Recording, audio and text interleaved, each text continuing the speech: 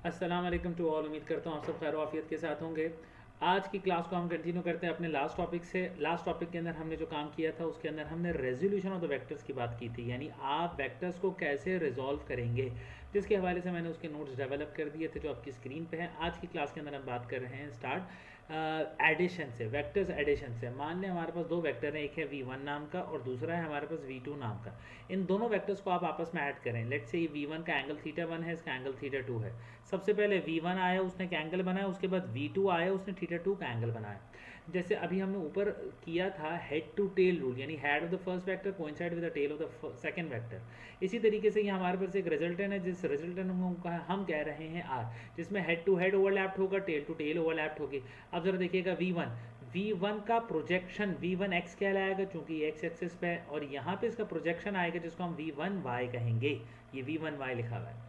Similarly अगर मैं v2 की बात करूँगा तो v2 x एक्सिस पे आएगा और ये हमारे पास v2 y जो कि y एक्सिस पे आएगा।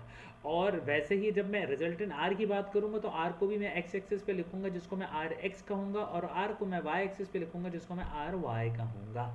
और इसी तरीके से इन लोगों ने यहाँ पे किया है। अब ज़रा गौर से देखिएगा इसी डायग्राम को। इस डायग्राम के अंदर हमने कहा कि R X is a sum of v1x plus v2x। दोनों x को ऐड कर देंगे तो आर एक्स बनेगा। सिमिलरली दोनों y कंपोनेंट यानी v1y प्लस v2y को जब मैं ऐड करूंगा, ये मेरे पास v1y है, राइट, मैं लिख भी देता हूँ v1 और ये y है। v1y और v2y को जब मैं आपस में ऐड करूंगा तो ये मेरे पास क्या बन जाएगा, r y, ये मेरे पास आर वाई बन जाएगा। और यही चीज़ हमने यहाँ पे की है, ज़रा गौर से देखिएगा। हमने कहा कि भाई आर एक्स निकालने के लिए आप सारे एक्स कंपोनेंट को ऐड करें। तो एक्स कंपोनेंट का मतलब हमने रेजोल्यूशन ऑफ द वेक्टर्स के अंदर देखा था कॉस थीटा होता है। वाई कंपोनेंट को ऐड करें, वाई कंपोनेंट का मतलब होता है साइन थीटा। इसी तरीके से आपके पास अगर दो वेक्टर नहीं और 200 वेक्टर है तो आप सबको ऐड करते चले जाएंगे और आंसर निकलते चले जाएंगे। आर एक्स का अलग आंसर निकलेगा, आर वाई का अलग आंसर निकलेगा। उसके बाद आप फाइथागोरस थ्योरम लगा देंगे। फाइथागोरस थ्योरम आपको ये कहता है द हाइपोटेनस का square is equal to base square plus perpendicular square. सब रिजल्टेंट का एक्स का स्क्वायर, रिजल्टेंट के वाई का स्क्वायर। जब मैं यहाँ से स्क्वायर हटाऊंगा तो अंडर रूट लगाऊंगा और आर एक्स का फॉर्मूला ये रहा भाई, ये आर एक्स का फॉर्मूला और ये आर वाई का फॉर्मूला। इन दोनों फॉर्मूले को मैंने यहाँ पे पुट किया और मेरे पास आंसर आया।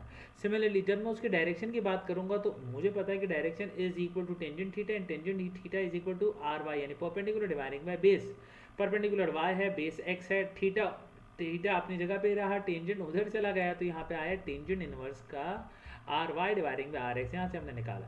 अब हम एक नया टॉपिक स्टार्ट करें जिसका नाम है वेक्टर्स प्रोडक्ट। मल्टीप्लाई याद रखिएगा हमेशा वेक्टर ही होंगे, दो वेक्टर आपस में मल्टीप्लाई हों और उसका रिजल्टेंट एक स्केलर क्वांटिटी आए तो उसको हम कहते हैं स्केलर प्रोडक्ट। यानी vectors are multiplying but the answer is a scalar, it's called the scalar product, जिसको हम प्यार से डॉट प्रोडक्ट भी कहते हैं। इसका फॉर्मूला है a dot B is equal to A B cos theta, याद रखिएगा। अब इसकी एग्जाम्पल है वर्क इज अ वर्क, इसकी एग्जाम्पल है, ये याद रखिएगा।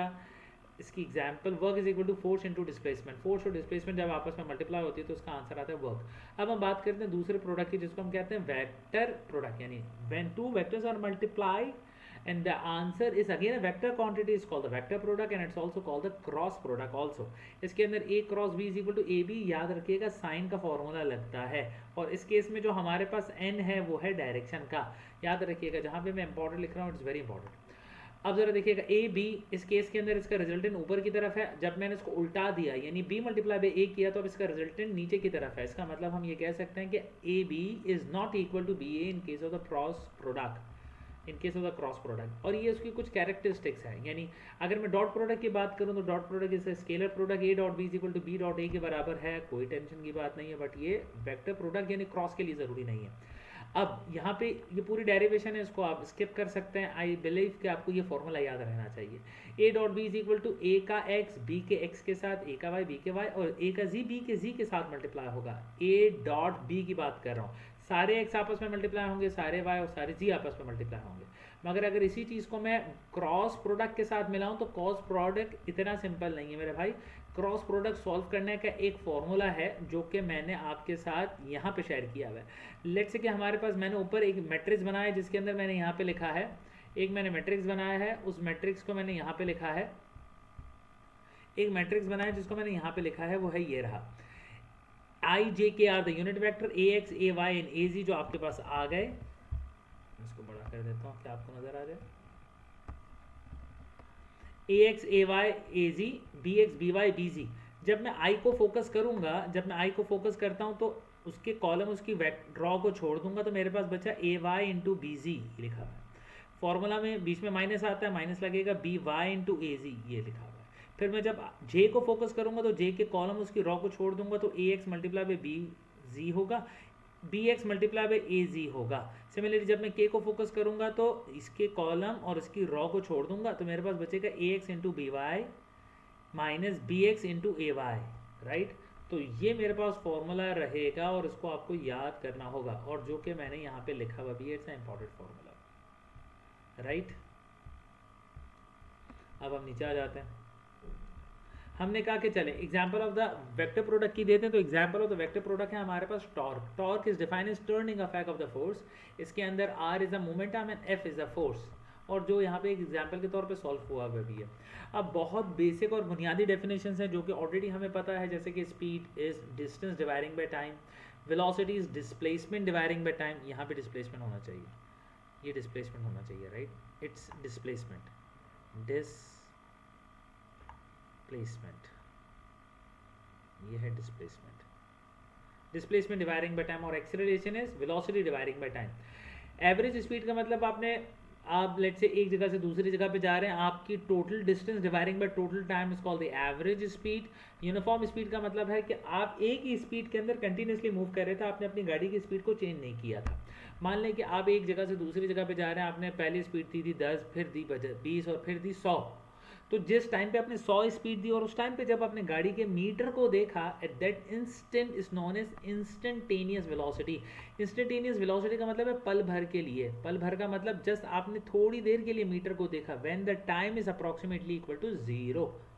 अब जरा देखिएगा एवरेज वेलोसिटी का मतलब again average displacement dividing by time हो गया, और इसका अपने फॉर्मूला से विच इज सिंपल, आगे जाते हैं। Acceleration is change of velocity dividing by time. दो किस्म की एक्सेलरेशन हमारे पास, पॉजिटिव एंड नेगेटिव।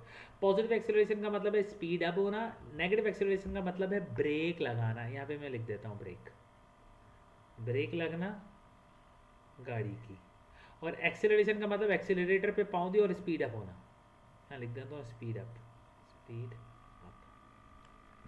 राइट। इसके बाद हमने कहा कि इक्वेशन ऑफ द मोशन, बस आपको अगर इसकी डेरिवेशन अगर आप याद नहीं भी कर सकते तो आपको ये 3 इक्वेशन ऑफ द मोशन याद होनी चाहिए। इसकी डेरिवेशन खासी लेंदी है, अगर आपके पास टाइम शॉर्ट है तो मत करें। उसके बाद हम बात करते हैं प्रोजेक्टाइल की। प्रोजेक्टाइल का मतलब वो ऑब्जेक्ट जो कि under the action of gravity move करे, जो कि यहाँ पे लिखा हुआ भी है। अगेन जिसको मैं हाईलाइट कर रहा हूँ उसको ज़रूर देखिएगा, under the action of the gravity is called the projectile. इसकी एग्जांपल है जैसे कि आपने एक बॉल को हिट किया पाँव से, आप फुटबॉल को हिट कर रहे हैं या क्रिकेट बॉल को हिट कर रहे हैं, किसी को भी हिट कर रहे हैं, एक दफ़ा हिट करने के बाद आपने छोड़ दिया, it's called the projectile. Projectile के अंदर अगर हम गौर से देखें तो ज़रा देखिएगा, यहाँ पे मैंने बॉल था, बॉल को हिट किया, फुटबॉल को हिट किया और बॉल उठ के यहाँ पे आया। इसके अंदर दो कंपोनेंट वेलोसिटी की, एक है वर्टिकल और दूसरा है हॉरिजॉन्टल, और इसका ये है उसका रिजल्टेंट। ज़रा गौर से देखिए, horizontal component of the velocity always right side पे, but vertical component of the velocity पहले ऊपर था ऊपर था ऊपर था, अब नीचे हुआ। इसका मतलब horizontal component of the velocity remain constant, vertical component of the velocity change होता है। अब जैसे हमने ऊपर स्केलर्स एंड वेक्टर्स के अंदर बात की थी, यहाँ पे भी वैसे ही है। सारे फॉर्मूलेज इक्वेशन 1 2 3 उसको हम एक्स के रिस्पेक्ट से भी देखते हैं और वाई के रिस्पेक्ट से भी देखते हैं, जो कि यहाँ पे लिखा हुआ भी है। उसकी डेरिवेशन आप चाहें तो कर सकते हैं, चाहें तो स्किप कर दें। अब जरा देखिएगा, ये इंपॉर्टेंट फॉर्मूलेज हैं। आपको टाइम टेकन बताना है कि आपका प्रोजेक्टाइल कितने टाइम के अंदर एक जगह से दूसरी जगह पे पहुंचेगा। इसका फॉर्मूला है ये, याद रखना, इसको ना भूलना, डेरिवेशन ना है, कोई मसला नहीं, फॉर्मूला ना भूलिएगा। Total time of the flight, total time of the flight के अंदर याद रखिएगा, यहाँ पे हम कैपिटल टी की बात करते हैं भाई, कैपिटल टी की बात करते हैं। ये है टोटल टाइम, और ये भी इंपॉर्टेंट है। टोटल टाइम यानी मान लें कि मैंने एक प्रोजेक्टाइल यहाँ से यहाँ पे फेंका, यहाँ तक जब पहुँचा तो यहाँ से लेके यहाँ तक का जो टाइम था उसको हम कहते हैं टोटल टाइम। और सिंपल टी क्या है, यहाँ से लेके यहाँ तक का जो टाइम है हाफ, जो उसकी मैक्सिमम हाइट है उसको हम कहते हैं स्मॉल टी से, याद रखिएगा। उसके बाद मैक्सिमम हाइट, कितनी ऊंचाई तक ये हमारा प्रोजेक्टाइल जाएगा उसका फॉर्मूला ये रहा। मैक्सिमम रेंज यानी कितनी दूर तक जाएगा उसका फॉर्मूला ये रहा। मैक्सिमम रेंज के अंदर याद रखिएगा, एंगल जब आपके पास 45 डिग्री का हो जाता है तो उसकी मैक्सिमम रेंज निकलती है, जो कि आपके पास इस डायग्राम के अंदर है। ये वाली है 45 डिग्री। जब आपने दिया तो ये बहुत दूर तक जाएगा। इसकी एग्जाम्पल है अरशद नदीम साहब।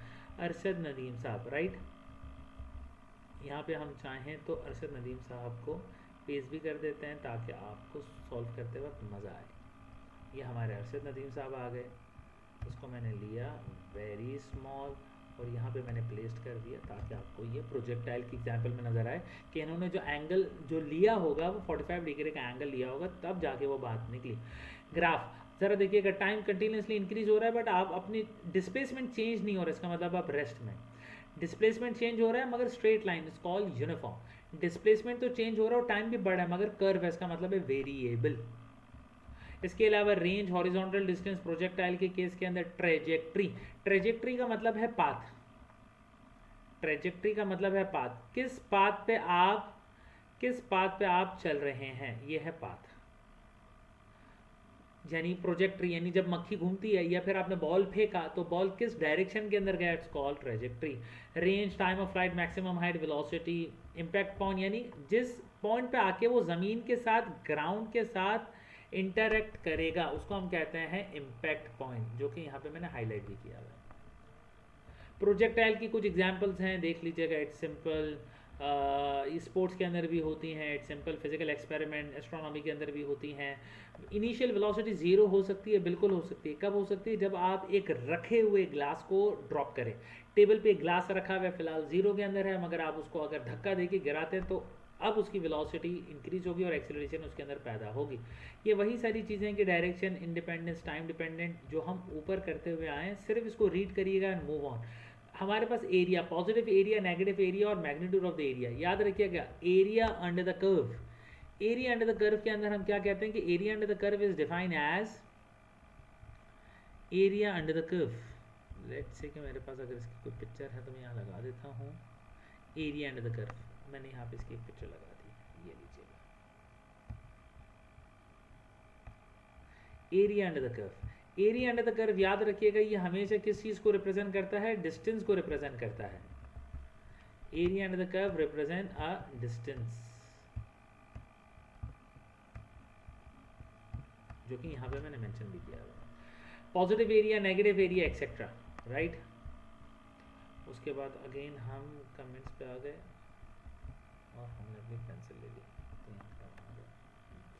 Magnitude of the area, area under the curve, सिर्फ इसको रीड करें and move on. Initial angle, जब आप प्रोजेक्टरी को फायर कर रहे हो उस टाइम पे आपका क्या एंगल होगा।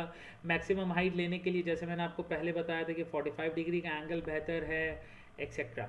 अब इसके बाद के टॉपिक्स को हम अपनी नेक्स्ट क्लास के अंदर डिस्कस करेंगे। यहाँ तक अब सारा मेरे दोस्तों रट्टा है, आप रट्टा लगाते चले जाइए, सिर्फ एक दफ़ा पढ़ते चले जाएं, आपको ये सारी चीज़ें समझ में आ जाएगी। इसके अंदर कोई रॉकेट साइंस नहीं है। हाँ, अलबत्ता जब हम न्यूमेरिकल्स की तरफ आएंगे तब हम इस पर ज़्यादा तवज्जो देंगे। उम्मीद करता हूँ आपको मेरा ये लेक्चर समझ आया होगा, पसंद आया होगा। Thank you very much.